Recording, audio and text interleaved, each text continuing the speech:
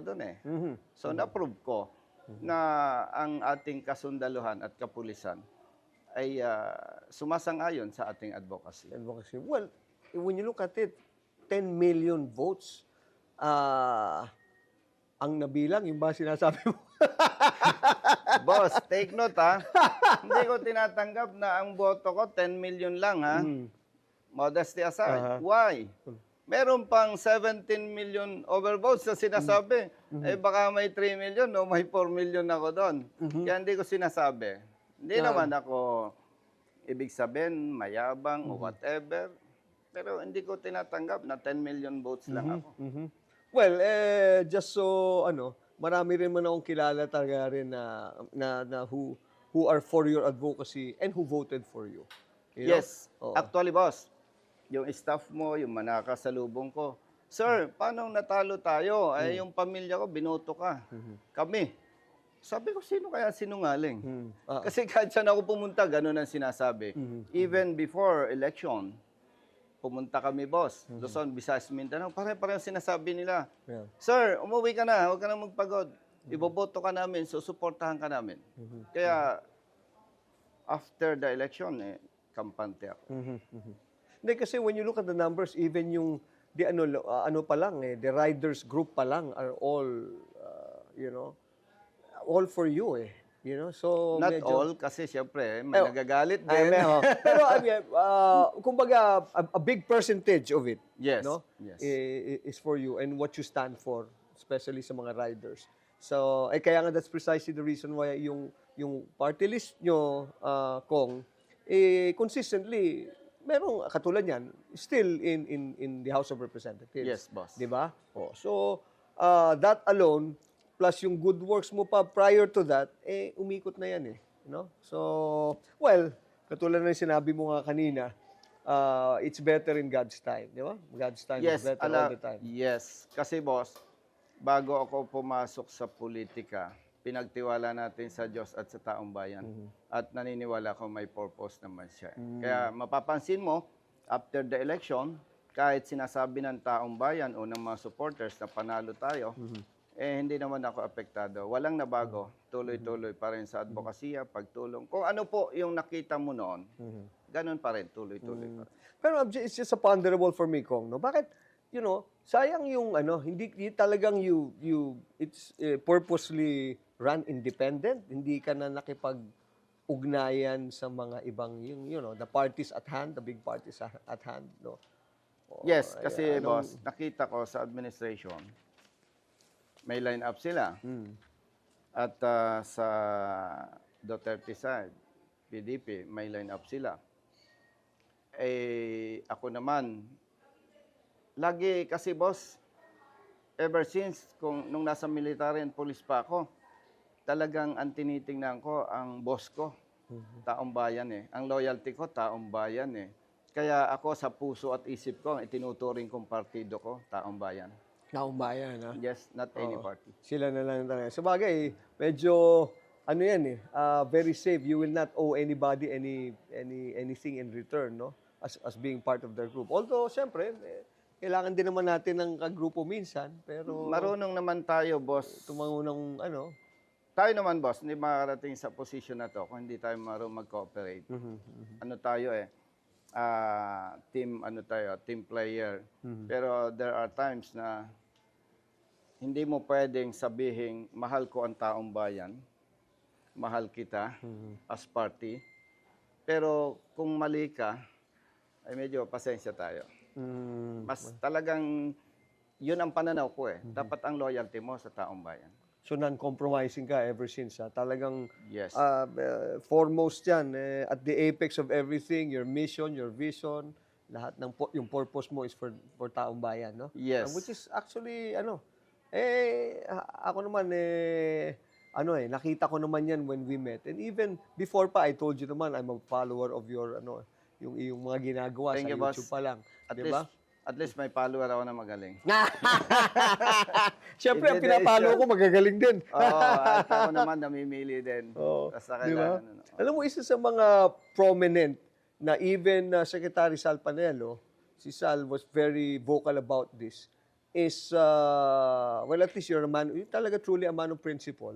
Dahil isa ka dun sa isa ka sa hindi pumirma, supposed to be dun sa complaint or impeachment, if you like to, talaga, no, against VP Sara, no? Ang daming, nagulat din ng mga doon, no? When everyone else wants to, alam mo na, get in the good graces of the powers that be na sinasabi nila. Ikaw hindi. You chose to be independent-minded and just followed what's in your heart. What triggered you? Anong pinaka driving force mo dyan to not to sign? Boss, alam mo, malaking factor yung kung paano ako pinalaki ng parents ko eh. Yung prinsipyo ba? Kasi anak mahirap ako, lumaki ako sa bahay kubo. Pumasok ako sa military, sa PNP, naging congressman. Ako talaga, may prinsipyo ako talaga, boss eh. At hindi ko, ang ano ko talaga, Panginoon lang at taong bayan ang pwedeng gumamit sa akin. At nasubaybayan ko, boss, yung proseso nito, yung investigation. At kung matatandaan mo, nagsimula yan sa sinasabing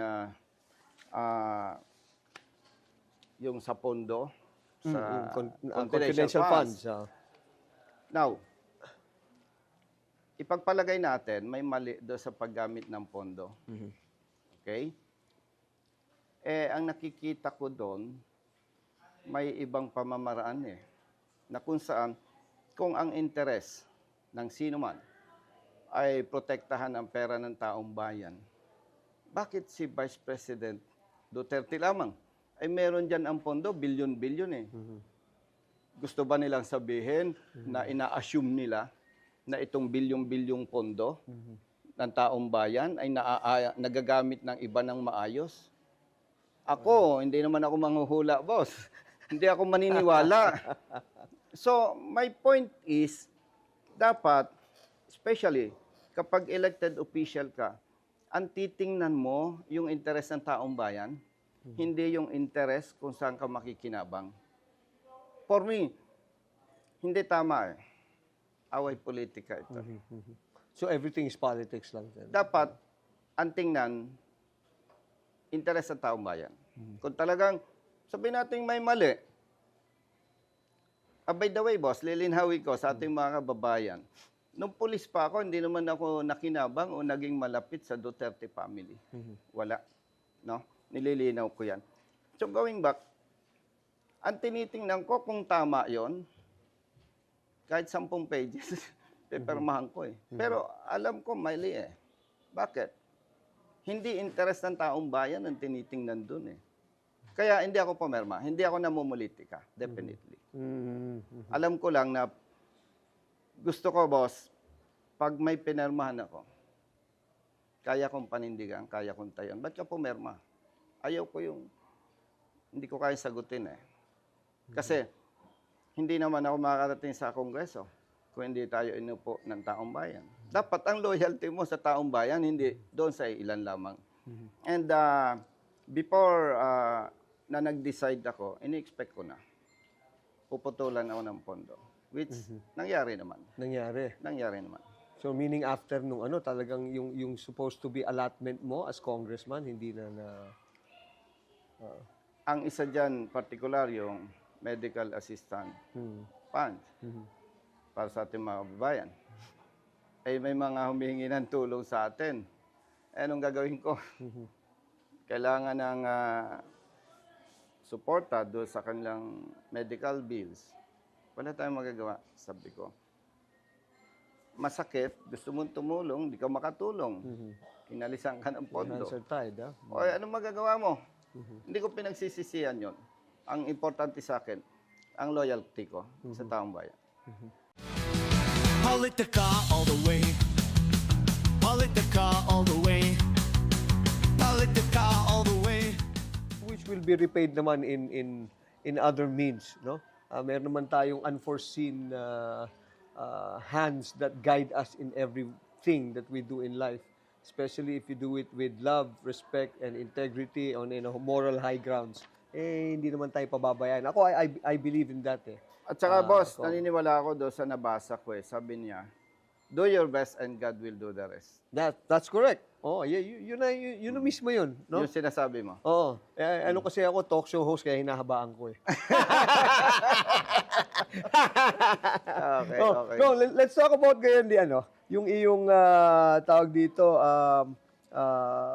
one rider party list is on ano yan eh. It was anchored on the motorcyclist. Now, sadly, ito naman you will agree with me, no? Pagka nakakakita ka ng mga yung mga Pasaway. pasaway, Kamote daw. kamote riders, ganyan, no? Lalapit sa iyo. And alam mo in your kindness and goodness of hearts, no? And even with the technical way of riding, na mali sila. What do you do? How do you handle it? Na para bang kitang-kita mo mali eh. Boss, bago kita sagutin dyan, Oo. gusto ko munang banggitin na yung problema, dapat alam mo ang ugat eh. Okay. Marami ng dekada ang nakalipas eh. Basta may pera ka, magkakalisensya ka. So for me, ito yung mga tinatawag ng ibang pasaway, kamote, walang disiplina. Biktima ito ng mga nagdaang panahon eh, ng dekada, no? At hindi naman riders lang ang may pasaway eh. Pare-pareho lang eh. It so happen lang, boss, sa numbers, mas marami ang riders. And boss, malinaw na malinaw sa riding community, pag mali, hindi ako tumutulong. Walang tumatawag sa amin na may mali, humihingi ng tulong. Wala. Ang humihingi lang ng tulong sa amin, yung nabibiktima ng pang-abuso at maling pagpapatupad ng batas. Yun lang. Walang iba. Pero wala nang iba. Oh, Wala. that's good to know. Siguro may takot din sila, may kaba ang ano nila, itlog nila naandito dahil Hindi, alam nila boss. ano sila, mare-reprimand din sila. Boss, actually, in general, matatalino ang Pilipino. Alam nila yung pwede at hindi. And especially, madalas nilang madinig, basta tama, kampi-kampi tayo. Naintindihan nila yun eh. So, walang mga lumalapit na mali, hihingi ng tulong. Yes, boss. That's good, that's good. Oo, kasi ang dami ng ano eh. In fact, makikita mo nga, kung di mo, miski sa, nalulungkot ako for this, kasi ako very giving, no? Especially do sa mga, what we call the kamote riders, very giving ako dyan. May mga kapatid kasi ako na nagmomotor. May mga staff ako nagmomotor, no? Yung akin nga, si Arvin nga yan, may motor. Oh. Kaya nakikita ko na, ito, i-offer ko na lang sa Panginoon Diyos yung nito, para lang, Alam mo, na boss. lang, Yes, boss. So, kaya ako mapagbigay. Pero ang dami talaga eh. Boss, alam mo, ang naging problema talaga dyan, maraming nagkalisensya. Hindi nabigyan ng proper seminar. Why? Boss, sino ba ang gustong mamatay? Wala naman. Tama Imagine, naman. ito Oo, yung truck. oo. Yung rider, pupunta sa unahan. Aabante yung truck, mamamatay siya. Sino bang may gusto? Second, nakakotse ka, boss. Kinat kita. Nasabitan mo ko. Galit ako sa'yo, di ba? Kasi alam ko, tama ako eh. Samantalang kung na-educate mo yan, bago mo binigyan ng lisensya, hindi ganon. So, hindi ko naman tahas ang pinagtatanggol ang mga undisciplined motorists. Motorists ha, hindi riders lang. May problema sa ahensya ng LTO. Even before. And in fairness naman sa LTO ngayon, may nabasa ako, boss, article. Meron silang under investigation na 180 na accredited training school. Why? Na-discover nila, nagbibigay ng certificate, non-appearance to. Non-appearance na. So, imagine, nagbayad, Aha. may seminar na, makakakuha na ng lisensya, may training na, makakakuha na ng lisensya. Imagine, gaano kahirap yon. Ngayon, hindi pera ang pinag-uusapan dito sa korupsyon na ito, yung buhay. That's why, kaya nga tayo may advocacy. Alam natin, boss, pag namatay yung tatay or nanay sa isang pamilya, miserable ang buhay na nung That's pamilya. correct. Oo. Kaya mo natutuwa ako dyan. Kasi, kung ang ganda yung iyong pananaw about it, kaya nga ito sa show natin, we talk about things in the hope that, you know, yung iba may makita natin yung silver linings dun sa mga problema. So isa na yan, challenge to LTO also. I agree with you on that, na dapat we should go back to the very core root problem, root Exactly, cause, no? exactly. So nawawala nga naman yung iba, hindi nila alam ito dapat ang ano niyan, yung proper lanes, proper yung mga small details. Yes, Yan po. naman ang sinasabi mo, Kong, di ba? Yes. Oo. Kaya Na kaunting mali lang, buhay ang kapalit. Oo nga especially with the riders. Kasi ako, meron akong mga kaibigan na ganyan, kapatid ko rin. Sabi nila, dapat daw, ewan ko lang kung ano to, no? Baka you should also validate this. So, pag merong mga tumatakbo and then magko-cross ka, dapat at least 300 to 400 meters ang ibibigay mong leeway or leverage sa kanya bago siya talagang bago ka mag-cross, miski ikay naka-signal ka na kasi hindi kaya ng mga kababayan nating riders, lalo na medyo mabilis, to instantly brake. Dahil may tendency na hindi katulad ng kotse, tama ba? Oh. Yes, boss. That's why sa seminar po natin, isa sa sinasabi natin, iwasan ang sobrang bilis dahil yung preno walang silbi sa biglaang sitwasyon Right. o pagtigil. Oh. Yes, that's why yung binabanggit, boss, ng mga kaibigan mo, relatives and friends mo, education yung pinupuntuhan nila. Oh, yun na nga. Which is yung punto de vista mo na dapat education talaga ang ibibigay Yes, to both riders and proper enforcement ng LTO. Exactly. Oh. Education and enforcement. Why? Education, hindi na bigay. Now, kung na-educate naman, pero hindi marunong sumunod sa batas, ang papasok enforcement. Now, anong problema, boss, sa enforcement? There are personnel from LTO, even district officer, and kahit sa police, simpleng batas hindi alam ipatupad. So, may problema talaga tayo. Education and enforcement. Pero right now, was there that when you were there for at one term already, Kong, no? Ano yung mga nasimulan mo na towards this itong na to? Actually, boss, meron tayong proposed bill. Ito yung Fair Traffic Apprehension Act. At alam natin kasi, Luzon, Visayas, Mindanao, inaabuso ang mga motorista. Hindi lang riders, truck drivers coming from Mindanao and Visayas. Kaya isinusulong po natin to. Unfortunately, doon lang sa dulo ng committee nakarating. Hindi nakarating sa plenary for second reading. And marami. Pag inisa-isa ko, boss, baka kainin. Kasi yung mga proposed bill ko, boss, ibinasi ko sa mga problema na nakita ko. Okay. So ayan first-hand experience, no? Yes. Kong, let's get into the yung brass tacks of issues now, no? Kasi I want to especially national level na rin ang naging level of advocacy mo, no, na and involvement. Itong nangyayaring impeachment na to, what are your thoughts on this? Parang nasagot ko na yan eh. Hindi interes ng taong bayan ang tinitingnan ng iba dyan. Pansariling interes. Away politika. Away politika. Nothing else, nothing more. So these who are advocating this are hindi sila for justice and No. and for truth. No? Kasi kung ang tinitingnan nila para sa interes ng taong bayan, hindi ganon. Hindi ganon. Hindi ganon. So talagang are you for the dismissal or kasi dalawa na ngayon yung impending. Itong July yata, Kong, if I'm not mistaken, matatapos na supposed to be. They should come to a decision na whether to dismiss or to go on with the impeachment or di ba, sa Senado. Nabanggit mo, boss, dismissal. Yes. Kasi nga, hindi interest ng taong bayan ang direksyon nito eh. Why? Ipagpalagay nga, may paglulusay ng pera. Eh, boss, more than 30 years ako sa government service eh. O let's say, shortcut natin. Na-impeach si BP Sara, nasipa, perpetual disqualification.